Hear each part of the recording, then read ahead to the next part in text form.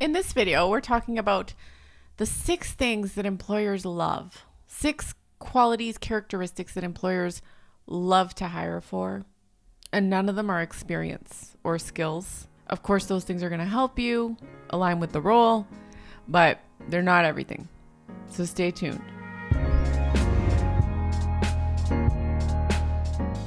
All right, so the first one is pretty basic. It's self-confidence. However, I want to explain what self-confidence really means and how you can embody self-confidence without having to worry about what most people worry about, which is appearing arrogant. So, what is self-confidence? So, when you have self-confidence, you're basically instructing people how to treat you or how to think about you. And so, a lot of my clients they don't want to toot their own horn, for lack of a better phrasing, because they are afraid they're going to come off as arrogant in some way. And I tell them, first of all, if you're worried about that, just the sheer fact that you're worried about that probably means you don't have to worry. The irony in that. But self-confidence simply means that you like yourself, you're proud of your accomplishments, you know you're good at what you do, and that you also appreciate other people for their accomplishments and what they do. And you understand that what they do and the strengths that they have are probably going to be different than yours. So, you're open to learning from others. You want to, and you're just a very pleasant person to work with, right? That's a self-confident person. The difference between that and arrogance is that an arrogant person is often acting superior. It could be subtle.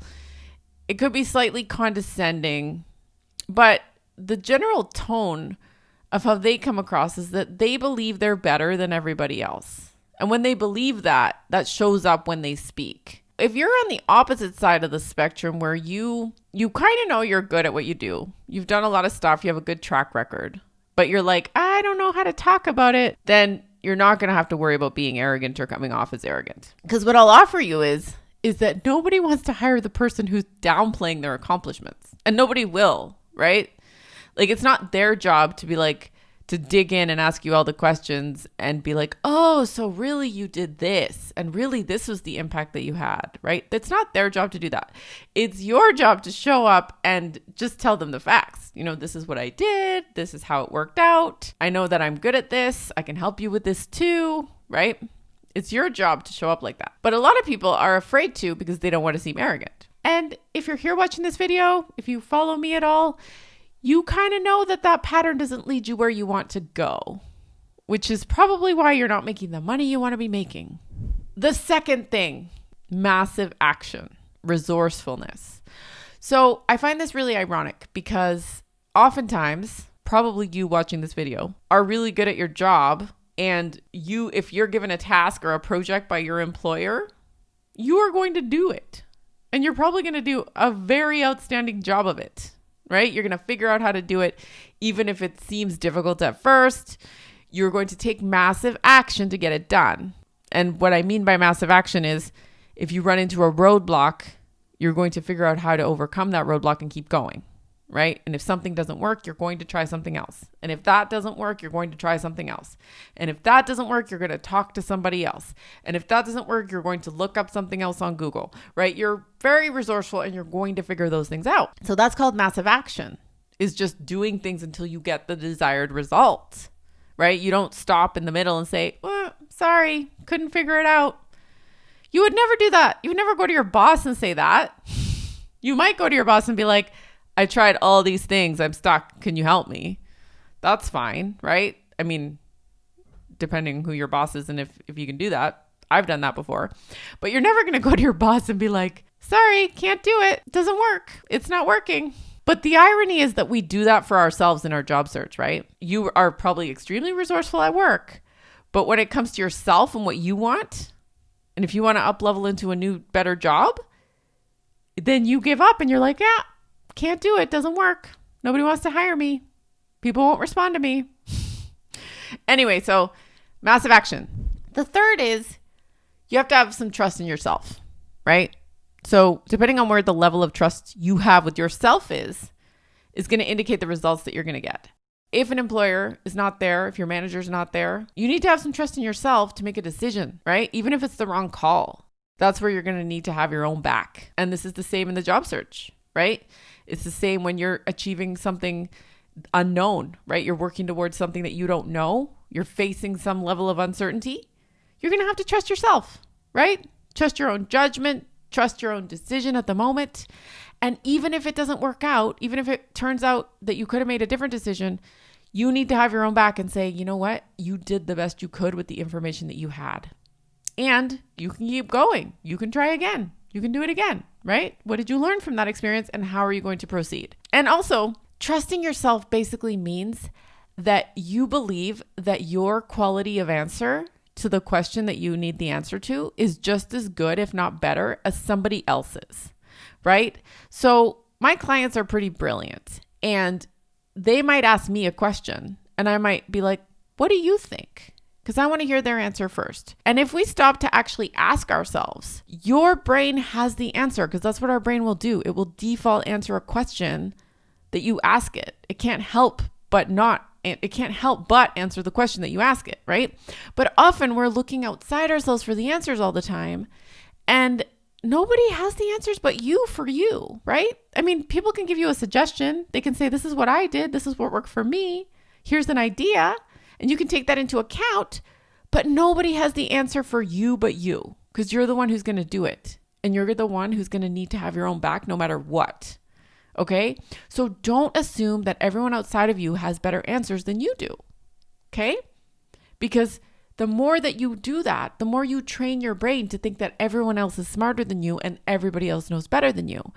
And then what you're left with is your self-confidence is not as high as it needs to be. Because when you trust yourself, you make more decisions, you learn more from those decisions that you make, and you get to up level in your self-confidence and your experiences. If you trust everyone else to make the decisions for you, or you default to what everyone else says, then not only do you blame them when something goes wrong, you're like, oh, well, I did what she said and that didn't work. You don't get to learn that lesson. And then you don't get to build that trust with yourself. So it's so important that you understand what trusting yourself means and how important that is in your career as a whole. And that you practice doing it, having your own back and learning from every decision that you make, right? So the reason why it's an employer quality that they would want is because when they're not there, when there's no manager, they're going to need you to take a step and make a decision sometimes. And you're going to need to stand by that decision and say, you know what, I did it because of this. And this is what I really thought was right in the moment. Sometimes it's going to be, sometimes it's not. And any company worth working for will allow for mistakes, and they will want you to make mistakes, because that means that you are moving forward and you become more of a valuable employee when you make mistakes and you learn from them. And then you can talk about them in future interviews. Talk about how you've evolved as an employee. Those are my favorite stories to tell.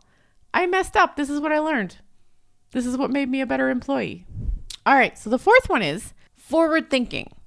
So are you planning for a few steps ahead, right? So if you're working on a project, are you planning for a few steps ahead?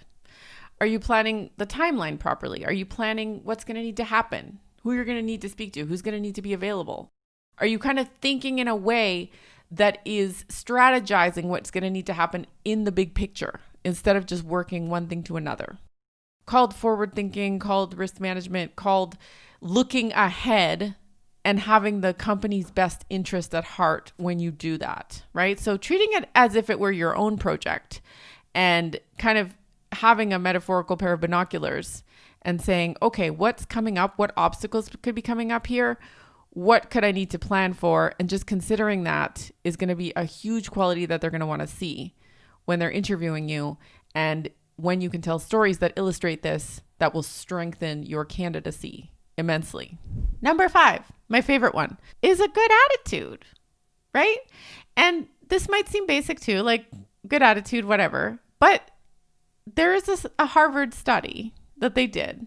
And it says that people would rather work with someone who doesn't know anything, basically someone who's an idiot, but has a wonderful attitude, than if they were working with someone who was super smart and could do everything, but was a huge jerk about it. Studies show that people would rather work with the person with the good attitude, even if they were an idiot. So if you have a good attitude, and you might not have all the experience that the other candidates have, but you have a better, more pleasant demeanor and people are more drawn to you and they're like, oh yeah, I really like this person, then you are still more likely to get the job. I'm pretty sure that's how I've gotten through my entire career. Service-based orientation, right? So, I mean, I always said to myself I could work in customer service and be happy my whole life, but it just wasn't going to pay me the money that I wanted. So it wasn't going to be something that I was going to pursue, but I love customer service. So if I was, say, a server at a restaurant and somebody asked for a glass of water, instead of asking them, do you want ice with that? Do you want a straw? Do you want a napkin? Like, instead of asking them all those questions, I'm just going to bring them everything.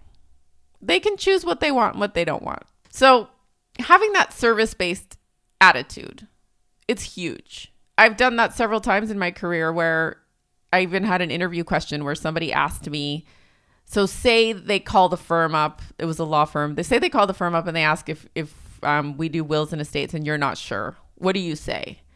And I said, I would say, yes, we could help them with that for sure. And I would take their information and then I'd make it my responsibility to get back to them as soon as possible. And then the interviewer said, but what if we don't do wills and estates? Then what? And I said, well, I'd rather say yes, because if I said I wasn't sure and I was wishy-washy about it, they might have taken their business somewhere else and we might have lost out on a customer. That's my point of view on it. I got the job. They like that answer. They always want to err on the side of, yes, we will be able to do it, rather than, I don't know. I'm not sure if I can help you with that. You know, have you ever been on the phone with somebody where they're like, yeah, I don't really know. I'll have to check. I'm not really sure if we do that. Versus, yes, I will absolutely get back to you on that. I'm sure we can help you with that. If it turns out you're wrong, you have to go back. Good attitude can solve anything, in my opinion. I think it's gotten me a long way. But anyway, that's something that I definitely would want to offer you. Err on the side of service. Always give more than they expect. Always be willing to over deliver. Always be happy to help. That goes a long, long way. And then number 6, I call it high EQ. This goes back to like the team player thing, right? And it's like everybody says, oh yeah, I'm a team player. But what does that actually mean? So being an actual team player, like on a sports team, means that you're going to pass the ball to someone else. It means that you're going to support your teammates, right? It means that you're going to be engaged in the plan so that the team can do well, not just you. When the team is working together, they can get a lot farther than when just one person is trying to do all the work and take all the credit. So in a work environment, what a team player means is that you get curious when someone says something you disagree with. You don't automatically react and get defensive at them and assume they're wrong. You get curious. You want to know why they have that point of view, and be honestly, genuinely open to it and be like, maybe they're right. Maybe they got a point. Let's hear them out. And then be willing to suggest different things. Like maybe we test it. Maybe we test your idea and we test my idea and we see which one is better. Maybe the best idea wins no matter what, no matter whose idea it was, right? And you just let go of that need to be right all the time, or need to have your credit, like need to have the credit all for you. And yes, they stand up for themselves and what they need and they voice their opinions, but they're not afraid if someone disagrees with them, because they're not going to get into a fight about it. They're just going to get curious and wonder and have a discussion and a conversation, and they're going to open that up, right? And that's when a team gets stronger, when you can discuss these things, discuss disagreements, come up with the best idea, move forward, and then not shame anybody if the idea doesn't work out. Just take the lesson as a team and move forward. Having that emotional maturity where you're not reacting and not getting caught up in drama or your ego.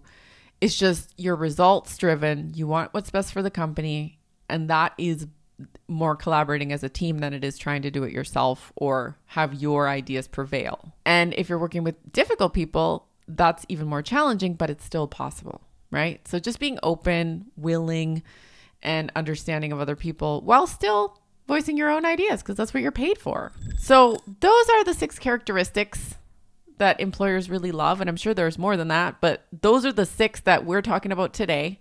And I know that I've been through a lot more with my clients, but notice how none of them involve experience, past experience, and none of them involve hard skills, right? Because I truly believe your experience does not equal your capability. And of course, your experience and your skills are going to help you, but they are not everything. And there are definitely things that you need to get the job that are not just your hard skills or your experience. Because that would mean that everyone with appropriate experience and everybody with proper skills would get hired immediately. And that doesn't happen, does it? Oh, one ironic thing I wanted to leave you with too is all these things that I listed today, the whole 6 things that employers love, are also going to be things that you need to have for your job search to be successful. And if you would like me to help you with that, if you would like me to help you get a better job in 30 days and have maximum impact throughout your entire career, then click the link below and get my free training. It's called Get a Better Job in 30 Days. I take you all the way from opportunities and creating them and becoming 100% in control of your job search to setting yourself up for the next promotion. All right, well, I'll see you over there. If you liked the video, give me a thumbs up. If you didn't, give me a thumbs down. Subscribe to the channel. Leave me a comment. I will see you next week. Thank you so much. Bye.